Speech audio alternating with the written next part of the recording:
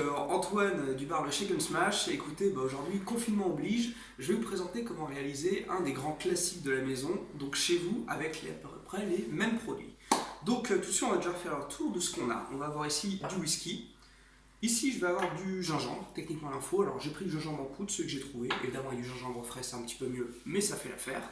On va avoir également ici du thé Earl Grey, du thé à faire infuser, à laisser refroidir, tout simplement.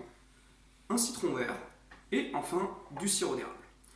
Donc on va commencer tout au début en prenant le citron vert, en le coupant en deux. On va avoir besoin uniquement que d'une moitié.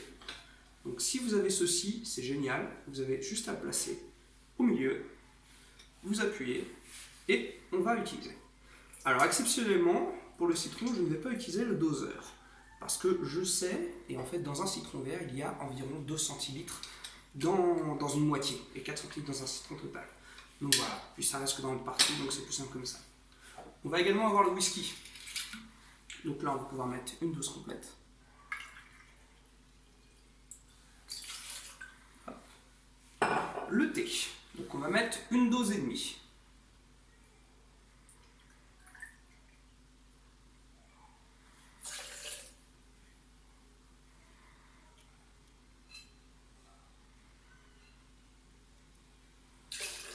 Ensuite, on va utiliser donc, le sirop d'érable.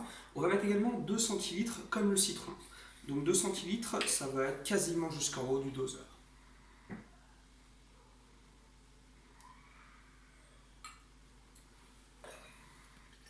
Voilà, on laisse bien coller le sucre. Et enfin, on va mettre un dash de gingembre. Voilà. Ensuite, pour continuer, on va mettre évidemment des glaçons. Donc, moi j'en mets généralement 5-6, je trouve que ça fait l'affaire. Voilà. Ensuite, on a les deux parties de shaker, on ferme, comme je vous l'ai montré juste avant, on tape et on se détend.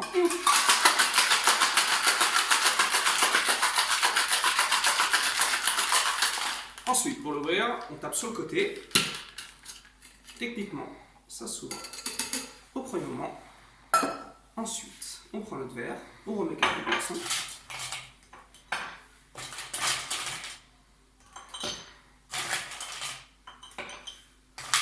On verra ce qu'on doit en rajouter ensuite. On va maintenant double filtrer pour éviter d'avoir des pellicules de glace lors du shake.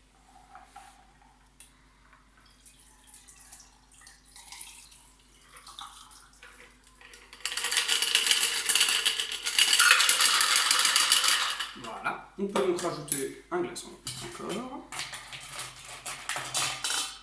Allez, un deuxième. Voilà. Et enfin, la petite déco qui va également apporter un petit goût olfactif. Donc un petit zeste, donc là en l'occurrence d'orange que j'ai taillé juste avant, qu'on va venir exprimer donc au-dessus, afin de laisser toutes les huiles essentielles, frotter la paroi et tortiller pour faire également une déco. Donc ça va apporter à la fois du goût olfactivement et une petite déco. Et voici comment on réalise le Canadian Lumberjack.